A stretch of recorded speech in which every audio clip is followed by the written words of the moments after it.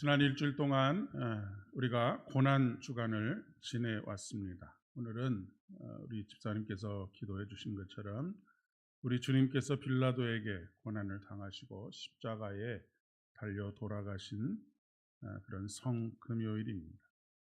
고난 주간을 우리가 지키게 되는 이유는 삶이 고난이기 때문에 그렇습니다. 우리의 삶에는 때때로 이해할 수 없는 일들이 일어나곤 합니다.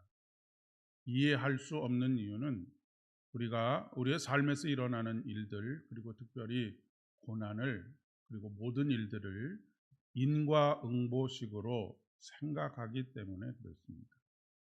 인과응보라고 하는 것은 모든 일에는 원인이 있다라고 그렇게 생각을 하기 때문에 그렇습니다.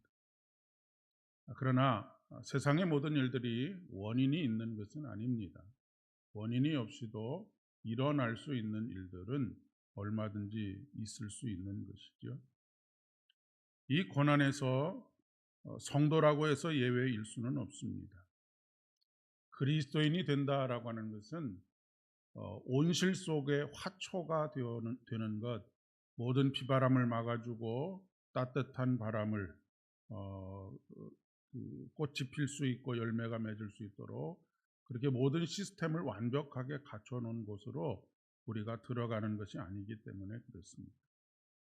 오히려 그런 고난 속에서 이전에는 피하기도 했지만 우리 주님과 함께 그 길을 동행하며 걸어가는 것이다라고 이야기할 수가 있겠습니다. 보울비라고 하는 그 학자가 있습니다. 이 학자가 세운 그 이론이 한 가지 있는데 애착 이론이라고 하는 이론입니다. 영아나 어린 아이들이 그 나이가 어린 아이들이 애착을 느끼는 상대와 분리될 때 불안을 느끼게 되는 것으로부터 이 애착 이론이 시작이 됩니다.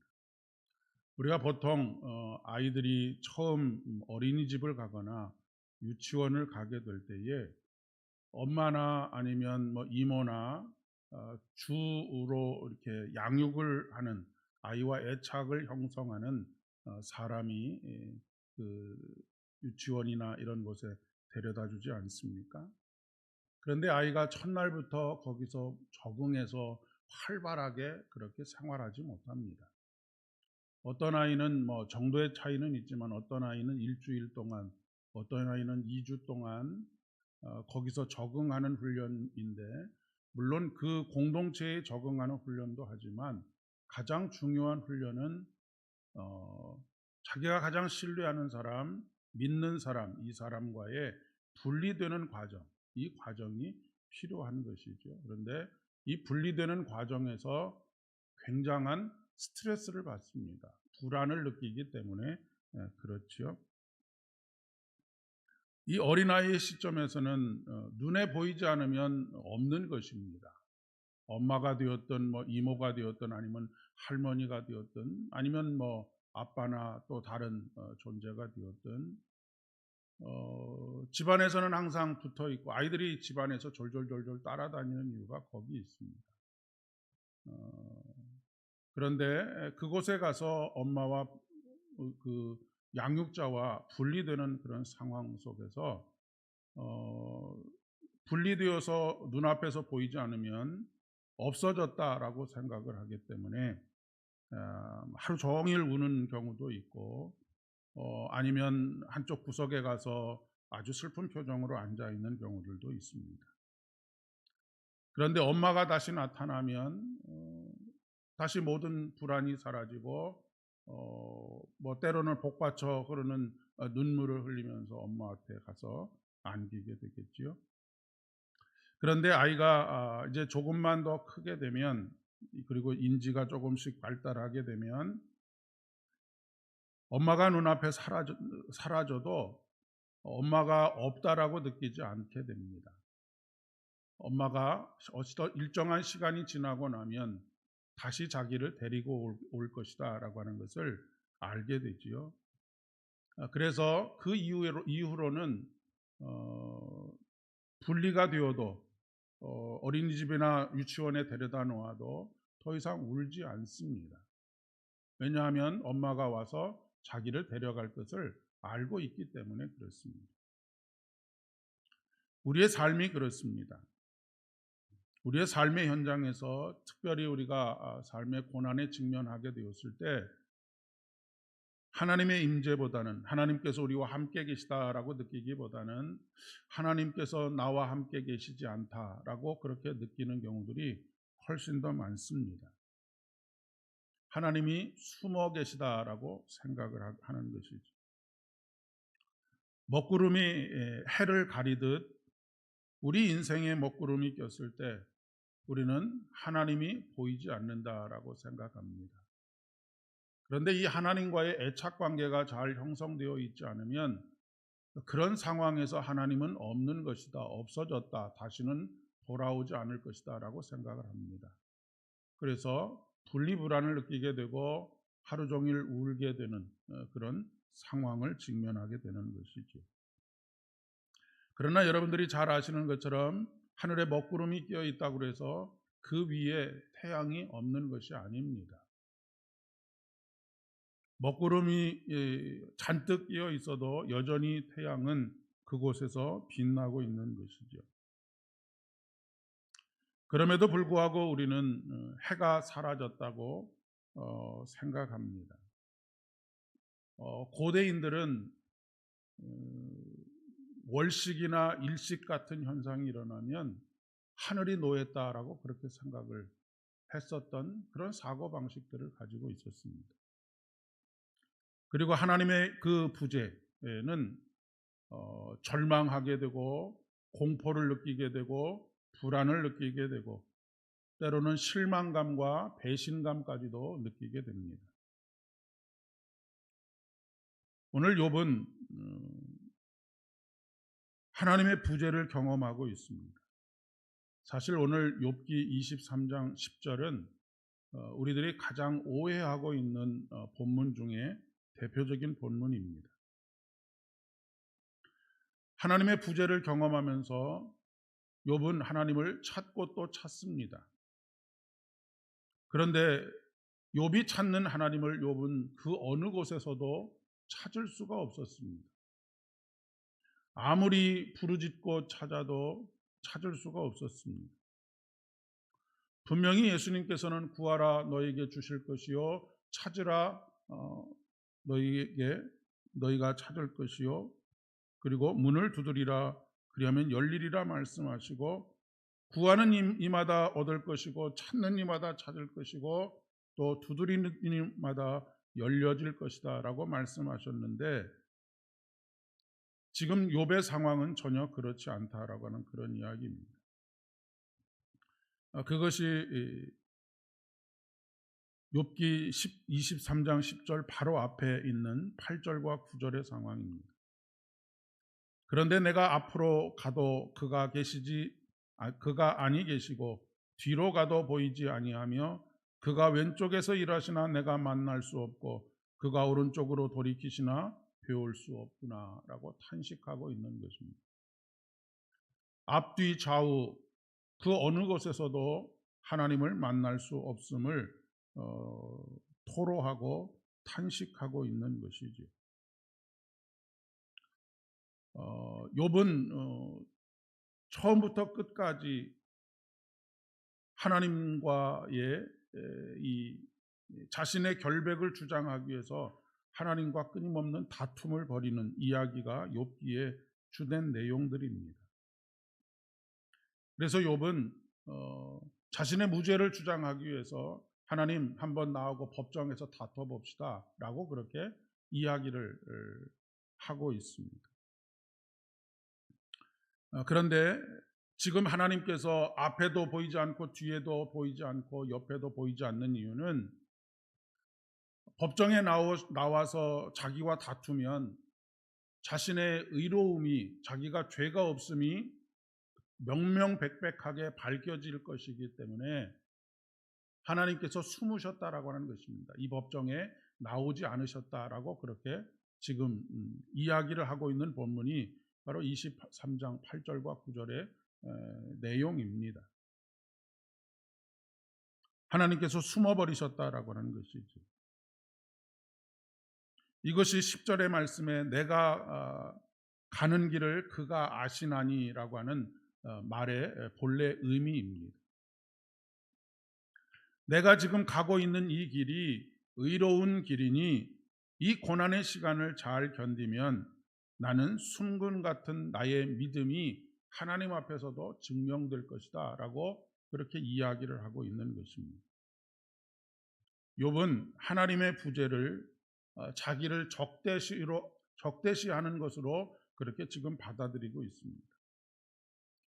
우리가 인생을 살아가면서 어려움을 일을 당하게 되었을 때 느끼는 감정들이 그런 것입니다. 하나님께 배신감을 느끼기도 하고 도대체 내가 뭘 잘못했길래 나에게 이런 일들이 벌어지는가라고, 그리고 도대체 지금 하나님은 뭘 하고 계시기에 나를 이렇게 대우하느냐라고 하는 불평과 불만을 토로하게 됩니다. 하나님이 너무 잘못하셨고 또 하나님이 너무하시다라고 하는 것이죠. 나는 잘못한 것이 없는데 하나님께서 오해하셨거나 하나님께서 잘못 생각하고 계셔서 이런 일들을 놔두고 계시다라고 그렇게 생각을 한다는 것입니다. 욥의 생각이 바로 그런 생각입니다. 그렇다고 해서 욥이 크게 잘못했다라고 하는 이야기가 아닙니다. 세상의 수많은 일들은 원인이 없이도 일어날 일들은 일어나게 되어져 있습니다. 쓰나미가 일본 땅을 뒤엎지 않았습니까? 큰 재앙이 일어났습니다. 재앙을 당한 사람들이 죄를 범했기 때문이 아닙니다. 그냥 일어날 일이 일어난 것뿐입니다. 그런데 일본이 우상을 섬겼기 때문에 그 땅에 재앙이 일어났다라고 이야기하는 것은 과잉 해석이라고 이야기할 수 있습니다. 여러분, 우리는 요나서를 통해서 무엇을 알 수가 있습니까? 요나에게 하나님께서 가라고 하시는 땅 니느웨는 아수르의 수도이고 그들이 저지른 죄악이라고 하는 것은 이루 말로 다 할 수 없습니다. 아수르라고 하는 나라는 정말로 포악한 나라였고 잔인한 군인들로 주변에 있는 수많은 약소 국가들을 엄청나게 괴롭혔던 나라입니다. 그런데 하나님께서 요나를 그 땅에 보내시는 이유가 무엇입니까? 그 땅을 사랑하셨기 때문입니다. 그 땅에 있는 백성들, 좌우를 분별하지 못하는 백성들을 다시 하나님께서 구원하시기 위하여서 요나에게 그 땅으로 가라고 말씀하셨습니다. 하나님은 그 땅의 백성들을 사랑하십니다. 그리고 그 땅에 좌우를 분별할 수 없는 사람들을 구원하시기를 원하십니다.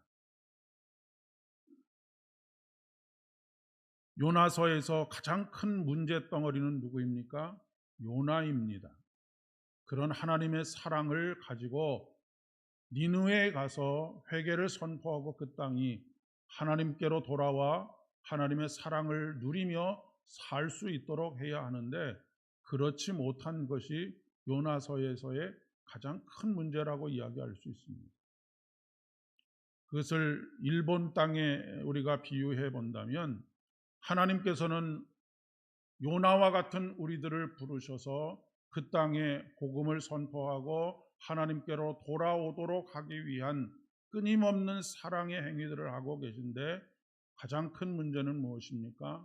우리가 그 일을 감당하지 않는다라고 하는데 문제가 있는 것이죠. 이리 피하고 저리 피하는 것입니다. 욥기의 주제는 고난을 잘 이겨내서 욥이 승리했다라고 하는 것이 아닙니다. 우리가 욥기를 읽으면서 잘못 오해하고 있는 것이죠. 오히려 욥기에서 하나님께서 말씀하시는 것은 자신 앞에 벌어진 일, 하나님의 부재와 같은 그런 상황들, 이런 상황들을 가지고 왜 모든 것을 다 판단하느냐라고 하는 그런 이야기입니다. 그러면서 마지막에 가서 하나님께서 욥에게 뭐라고 질문하시냐면, 너는 내가 세상을 창조할 때 어디 있었느냐? 땅을 만들 때, 바다를 만들 때, 하늘을 만들 때, 모든 만물을 만들 때 너는 어디 있었느냐? 욥이 어디 있었습니까? 욥은 그 자리에 있지 않았습니다. 욥은 그때에 태어나지도 않았기 때문입니다. 욥의 이야기는 아브라함 시대의 이야기입니다. 아브라함과 거의 비슷한 동시대의 이야기입니다. 그러니 천지를 창조하실 때 하나님께서 모든 만물을 계획하시고 그 모든 만물을 섭리하시고 운행하실 때 욥은 그곳에 있지 않았습니다. 그런데 모든 것을 다 아는 것처럼 왜 네가 이야기하느냐라고 하는 것입니다. 단편적인 하나의 사건을 가지고 모든 것을 다 상상하고 모든 것을 다 판단하느냐라고 하는 것이 욥기의 주제입니다.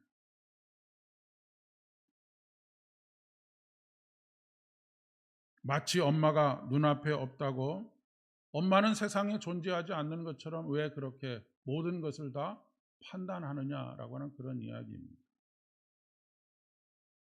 욥은 그렇게 말씀하시는 하나님 앞에 한없이 작고 어리석은 자신의 모습을 깨닫게 됩니다. 여러분, 우리가 정금같이 단련되어 나오는 것은 우리의 인내와 우리의 노력으로 되는 일이 아닙니다. 그렇다고 한다면 고난주간이 필요도 없고, 그렇다고 한다면 예수 그리스도의 부활도 필요가 없습니다. 그냥 우리가 잘 인내하면 되는 것 아니겠습니까? 열심히 노력하면 되는 것 아니겠습니까? 그런데 그렇게 될 수 없다라고 선언하는 것이 십자가입니다. 그리고 부활입니다. 너희들의 인내와 노력으로 끊임없는 수도로 그것을 감당할 수 없다라고 하는 것, 그것이 바로 십자가입니다. 내가 그것을 대신 짊어진다라고 말씀하시고 내가 대신 짊어지고 십자가에 달려 죽음으로 너희들에게 부활의 첫 열매가 되어서 너희들도 영생의 삶을 살게 하겠다라고 하는 것이 복음입니다.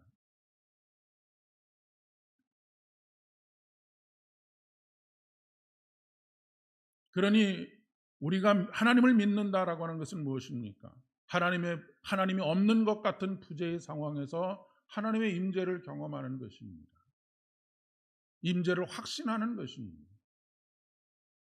내 눈앞에 보이지 않지만 완전히 떠나가서 더 이상은 다시 돌아올 것 같지 않지만 다시 오시는 그분을 확신하면서 오늘을 눈물과 불안과 공포와 배신감에 치를 떨면서 사는 것이 아니라 마음의 평안과 기쁨과 감사로 그 시간을 보내는 것입니다. 예수님께서 하늘로 올라가시면서 뭐라고 약속하셨습니까? 내가 다시 오리라 라고 약속하셨습니다. 이것을 지금 예수님께서는 하나님의 우편에 앉아 계시지만 그분이 다시 오셔서 우리의 눈물을 닦으시고 우리의 온전한 구원을 이루실 것이다 라고 하는 믿음을 가지고 오늘을 살아가는 것이 바로 종말론적인 신앙입니다.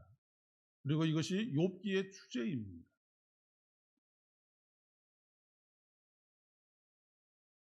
엄마가 눈앞에 보이지 않지만 시간이 지나면 돌아올 것이다 라고 하는 것을 아는 것.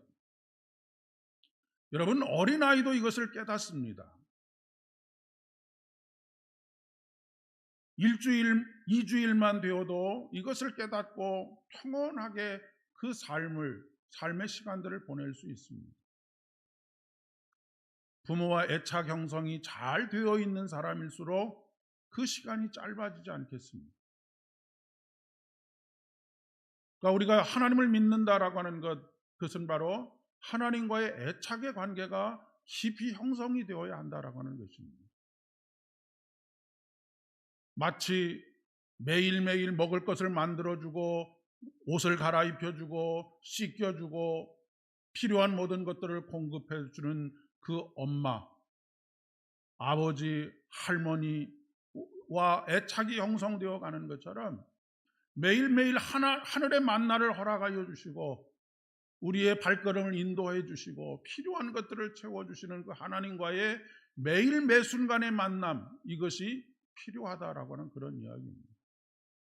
이 애착이 제대로 형성되어 있지 않으면 분리불안이 심하게 되고 그 분리불안을 오랫동안 지속적으로 느낄 수밖에 없게 되는 것입니다.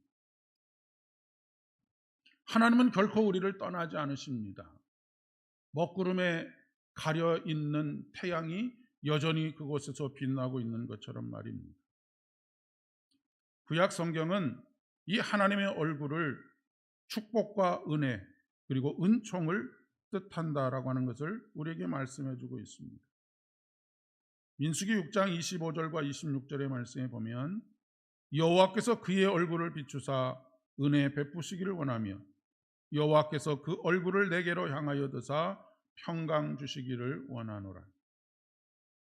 사랑하는 여러분, 오늘도 저와 여러분을 깊은 애정의 눈으로 바라보시고 삶의 여러 가지 어려움과 고난의 현장 속에 있음을 잘 알고 계시는 그분, 햇살같이 그 얼굴을 우리를 향하여 비춰주시고 은혜 베풀어 주시고 평강 주시는 우리 주님, 그 주님이 오늘도 우리의 아버지가 되시고 우리의 구원자가 되신다라고 하는 사실을 잊지 마시기를 바랍니다. 그리고 매일매일 그분과의 더 깊은 사랑의 관계, 신뢰의 관계를 맺어가심으로 말미암아서 그 어떤 어려움이, 우리가 감당할 수 없는 그 어려움이 왔을 때에도 마음의 불안과 공포와 좌절과 절망이 아닌 감사와 기쁨과 그리고 소망으로 한날 한날을 살아가실 수 있기를 진심으로 축복합니다. 기도하겠습니다. 자비와 긍휼이 풍성하신 아버지 하나님, 우리의 믿음 없음을 용서하여 주시기를 간절히 소망합니다. 능력도 없으면서 힘도 없으면서 나 홀로 스스로 그것을 이겨내려고 인내하기도 하고 노력도 하지만 불가항력을 느낄 때가 참 많이 있습니다. 그러기에 하나님께서 독생하신 예수 그리스도를 이 땅에 보내어 주시고 그 어깨에 인류의 모든 죄악과 무거운 짐을 짊어지게 하시며 십자가에 달려 돌아가셔서 우리를 대신하게 하셨음을 오늘도 고백하오니 아버지 하나님, 더 이상 무거운 짐들과 수고들로 인하여서 우리의 마음이 상하지 않게 하여 주옵시고 부활하신 주님, 다시 오시겠다고 약속하신 주님, 그 주님께서 반드시 다시 오셔서 우리 눈에 흐르는 눈물을 닦아주시며 매일 매순간 그렇게 우리와 함께 계시다라고 하는 것을 깨닫고 오늘도 감사로 이날을 살아갈 수 있도록 은총을 더하여 주시옵소서. 사랑하는 성도들 한 분 한 분을 찾아가셔서 저들에게 흐르는 눈물을 닦아 주옵시고 힘겨운 저들의 삶을 위로하여 주시오며 깊은 품으로 안아 주셔서 그 안에서 다시 힘을 얻고 생명의 능력을 누리며 살아갈 수 있도록 은총을 더하여 주시옵소서. 이제는 우리 주님 예수 그리스도의 은혜와 아버지 하나님의 극진하신 사랑하심과 성령 하나님의 위로하심과 교통하심이 오늘도 오직 십자가의 은혜를 바라보며